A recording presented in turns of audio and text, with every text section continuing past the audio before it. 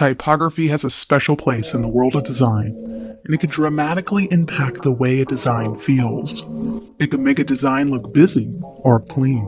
It might even be the design itself. Through understanding the anatomy and structure of typography, it goes a long way in deepening your understanding of design. This is a serif font.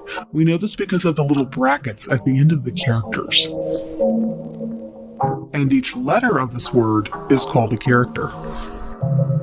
If you were to draw a line that hugs the bottom of each letter, not including the little tails, which are called the descenders, this line would be called your baseline. You can also draw a line across the top of these characters, which does not include what's called the ascenders, or this little area right here, and then you can draw your second baseline. What are between these two lines is the very core of your word or character, and this can help you find balance in your type. You may find you have more ascending than descending characters, and this revelation can help you decide how to balance this type in a headline or a logo, for example. The line that can be drawn at the top on the tip top of your ascenders is called the ascent line. The line that could be drawn across the bottom of your descenders is called the descent line, so hopefully that can be easy to remember. With a really good font, you'll be able to draw these nice ascending and descending lines across the top and the bottoms, but not all fonts or typefaces work that way. Script fonts, like this one, don't always follow this nice lined pattern. Now let's go over some basic typography vocabulary. The tail is the very tip of the character. The descender area, which we now know takes up the bottom half, the tail is just the very tip of the character. This is an example of the stem of the character. Ears are anything that expands outside of the character, like in this example of the G. Fortunately, you'll notice a lot of typography terms are named after human anatomy, so as you can guess, this H is a great example of a shoulder. Loops are common in certain font characters. Anything that's completely closed inside a character is called a closed counter. This is an example of a character leg.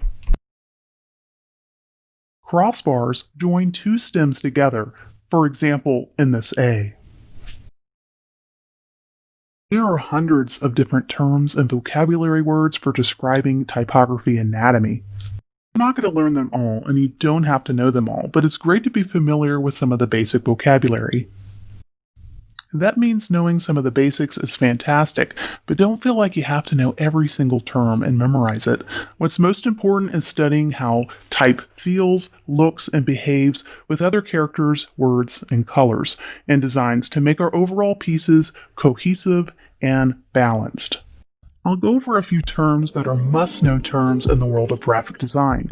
Many of these phrases and terms are thrown around in client emails and professional feedback you may receive. Kerning is the manual created space between each character. Each type has a natural kerning added to it. When you manually reduce or expand the spacing between the characters using software like we'll use in the class, you'll get the term kerning. In logo design, for example, I always try to manually kern type characters because even just slight adjustments can make a big impact on how it looks. The default spacing on fonts is not always perfect. Also, kerning can help balance the logo by increasing or decreasing the space created between characters. Tucking that letter in to reduce that extra white space can elevate your type and your design. I love to experiment with different font options when doing logos and headlines. Some fonts work really well for my desired look, beautiful serifs, tails, and loops. But take, for instance, these fonts. Notice how they look pretty similar at first glance, but they vary quite a bit when you zoom in and you look for the little details.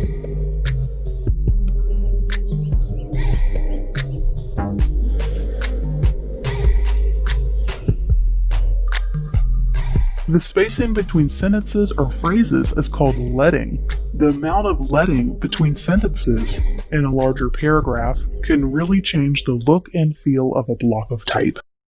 Larger spacing or leading between sentences can look very clean.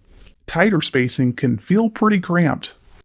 When you are learning intermediate or advanced design techniques, you'll need to know how to manually space and balance logos, headlines, and custom lettering. When working on headlines or type, I like to tighten the spacing between characters or words. I try to find opportunities to put words and characters in nice white spaces, almost like a puzzle piece, and it seems to work really well that way when I do that. We can do this easily in Adobe Illustrator. I'm taking a simple 3-word headline and finding the right spacing between the characters and the words. You'll notice a big difference using the default spacing in the font and then using my own custom spacing. There seems to be a big difference when I really start to play and noodle around with it. Sometimes your main headline and phrase is the biggest focus of your design, and having a nice custom-tailored look to your typography goes a long way in making it look professional. It's also good practice to combine different font types and styles in the same headline. So in this case, taking our less important words and making them smaller and in italics, and pairing it with a nice script font and combining that together, and also using the sans serif font, it really works well together. Also, tucking in words and reducing large amounts of white space between the characters and letters makes it seem more like a cohesive design. Custom lettering is very important in logo design and branding. In this case, I'm taking 2 script fonts and combining them together to make one unique word. Script fonts can be tricky. If you don't like how a script font looks with the first capital letter, you can always take another script font and use that as the first capital letter if you like how that looks a little bit better. So in this case, switching out that first letter makes it more readable. You can take a typical font and use it as your base font.